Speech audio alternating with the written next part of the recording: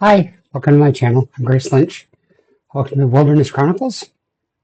Um, Today's video is going to be an introduction to the foundations of complex meaning. So when I got through brain rehab, there still wasn't any treatment for my aphasia to speak of because I had gone for so many years without any kind of treatment, even understanding of what my situation was. So my brain had gotten used to processing very differently. So when they gave me the clonidine and everything mushed back together again, suddenly I had to figure out how to cognate.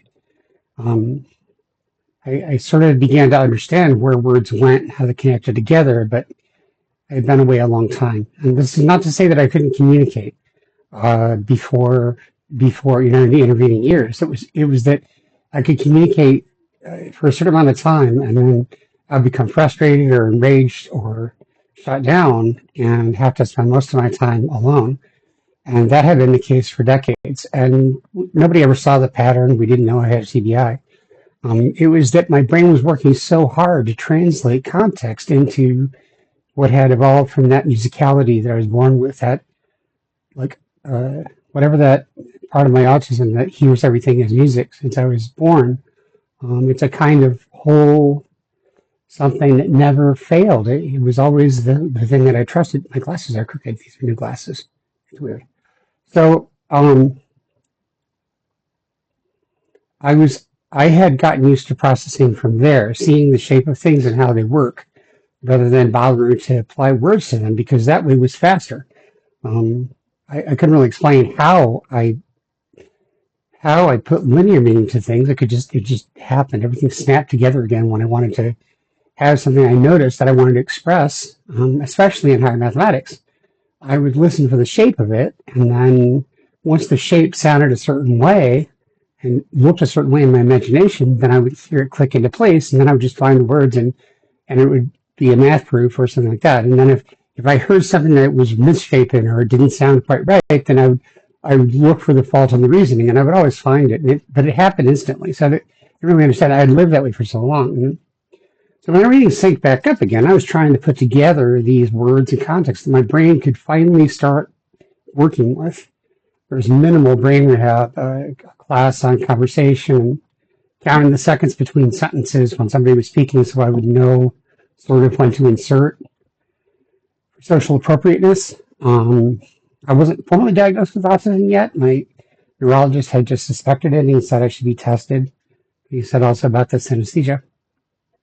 There's also a course on calendars and timing and making lists and things that was helpful.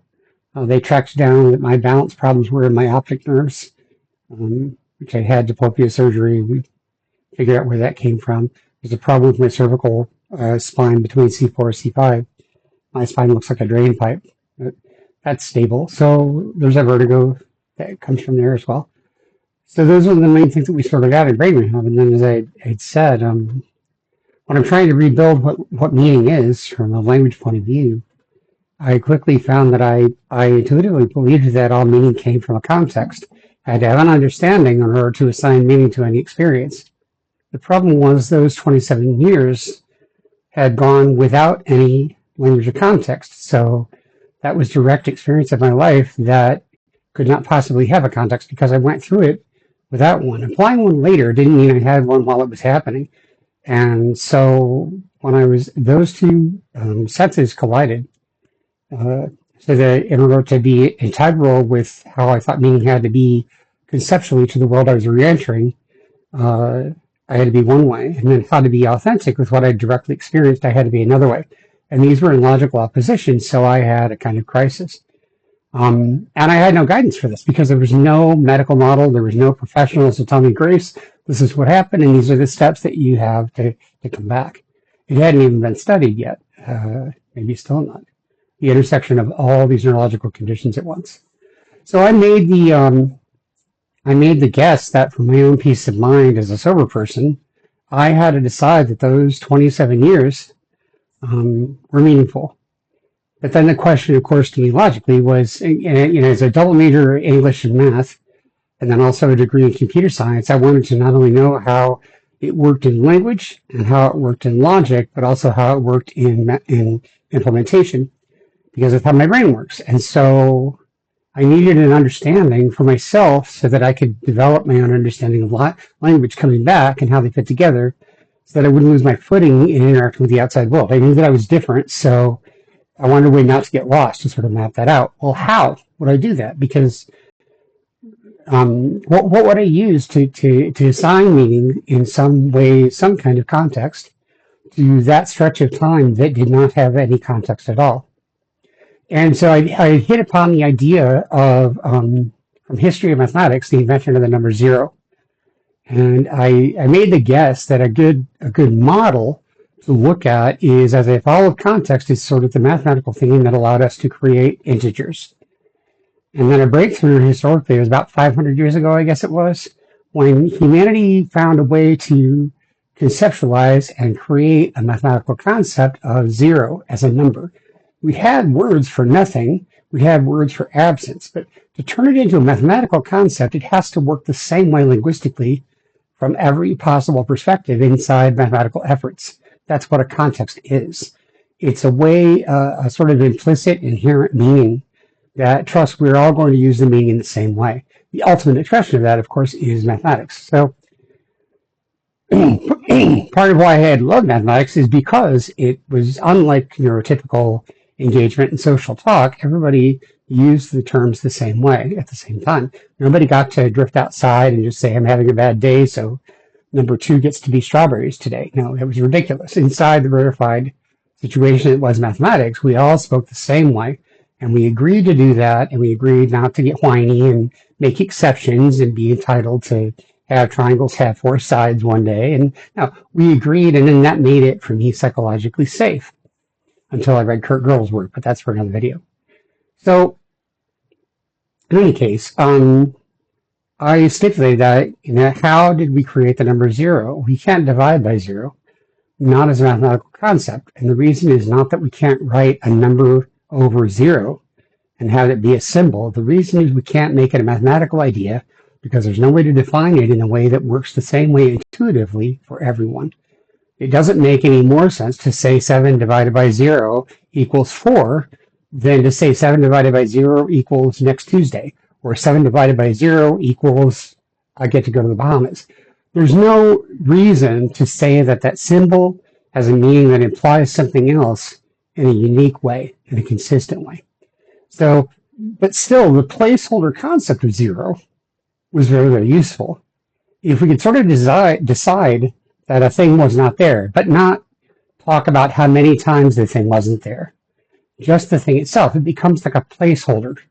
And I came to understand, my understanding was that up until that time in our civilization, numbers had a certain limited kind of agreed upon meaning. In order to integrate 0 as a kind of number, we could not let it have all the qualities that numbers had always had. Instead, we had to expand our sense of what numbers could be and let 0 come in.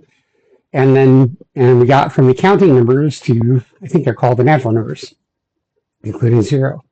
And so outgrowing these conceptualizations is part of my understanding how mathematics developed. Speculating on the negative numbers.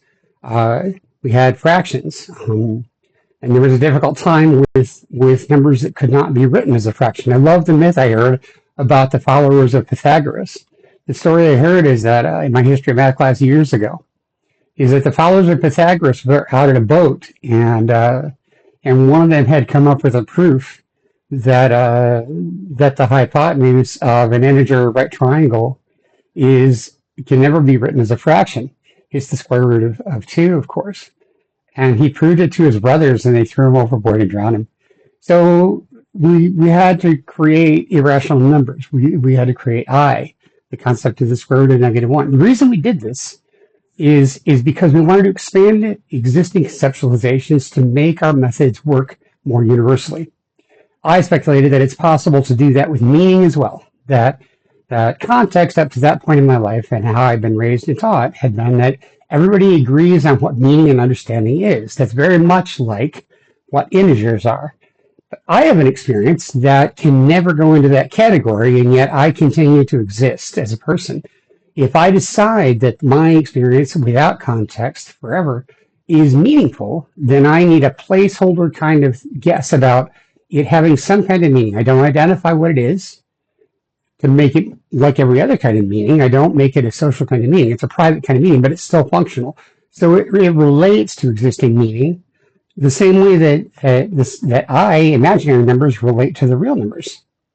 Now, the problem is that this is irreconcilable with a context. The blessing is that it gives me a way to have my autistic, brain injured, aphasic, synesthetic, and trauma-bound sensibility and consciousness relate to meaning as I had understood it, and allows me to begin building a path back from my aphasia, where there was no other treatment, to relate to the world as I had known it, and relate to the world as I was finding it, doing the best I could with, what they could help me with the clonidine, and, slowly staying sober and having a home, not living on the streets anymore, learning about how to manage my sensory needs, my cognitive needs. I learned about weighted blankets. I learned about music apps. I learned more about my autism. I learned more about aphasia. I met other brain injured people through the Brain Injury Association of New York State. Be honest, I met other autistic people, other neurodivergent people. And I slowly began to understand that I could have my own form of meaning. It did not have to be subsumed into cultural and collective concepts. It could be my own if I related it much the same way that you add an imaginary number and a real number. So perspective-based meaning is sort of how that is what that evolved into. And because of that, it allowed me to understand how I could see something in a certain way and had come to a different answer than somebody else, but I could be right from my perspective and they could be right from theirs. And I could stand up for my own perspective and meaning. I didn't have to be bludgeoned by their context anymore. And I could also accept that they would never see the thing from my perspective either. One of the consequences is that I have sensory modes and cross-modal things that nobody else has. So from my perspective, I've sort of witnessed a sunrise. I'm not going to be able to convince somebody else who has never been born with sight that there is such a thing I've seen as a sunrise. They've never experienced it before. They don't have a physical experience to develop concepts in language. So there's no way or reason to fight about it. We'll never have a shared experience of it. So it gave me a way to make peace with the fact that there are some aspects of my meaning that will never be reconcilable with existing contexts. The blessing is that I didn't have to fight with anyone anymore, and I could have my own meaning space. And I could begin working out what meaning means to me and create my own sense of boundaries and ethics and morality, and not force anybody else to see things my way, but not accept the bludgeoning from society when they insisted I see things their way. When I was formally diagnosed with autism in 2017 by Dr. Brad Landsman, my first thought was, so that's what's wrong with everybody else. Because I had lived in a world where people would tell me what things are, they would tell me how things work, and then they would not go by their own rules. If I did not try to absorb their concepts, I was a bad person. If I tried and got it right, I was still a bad person because I did it too rigidly or whatever. And so it didn't do any good for me to try to take on the world's rules and patterns. It didn't work for my consciousness. I couldn't change that. And being upset about it or saying it's not fair did not change it either. I could find a way to live with it and build from it or not. And until I did, it was going to continue to make my life miserable and all my relationships with the world and with myself and with my life and with my trauma and my recovery quite impossible. Once I started imagining that there was another way, that I could create my own sort of sensibility around what meaning was and how personal meaning and social meaning related but are not identical, and respect that and begin working out how that works and what it means, and explore the mechanics of it, use it to explore my trauma and resolve memories and resolve experiences and come up with an understanding that works and brings me peace, then I was on the road to recovery, which will lead to neurodivergent recovery, trusted recovery, non-contextual trauma work, context addiction, self-recovery, and conjugal AI. So I just want to lay that down as a beginning video that this section is going to be about the foundations of complex meaning, exploring what it is, why it is, and how I use it in my everyday life. That's all. Hit the subscribe button if you like the video. So that'd be awesome. See you next time. Bye.